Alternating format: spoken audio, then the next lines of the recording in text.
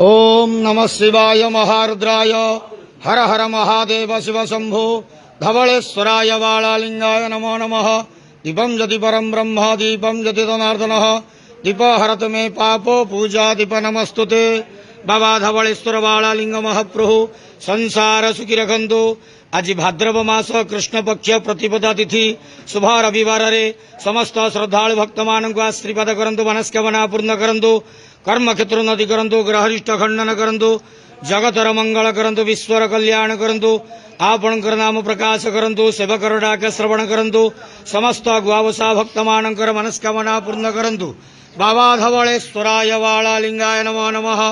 संसार सुखी रखंतु, आनंद गेवार हरि बोलो। आज भाद्रव मास कृष्ण पक्ष शुभ रविवार रे समस्त श्रद्धालु भक्त मानक आशीर्वाद करंतु, आनंद गेवार हरि बोलो। बाबा वालालिंगाय धवलेश्वराय नमो नमः।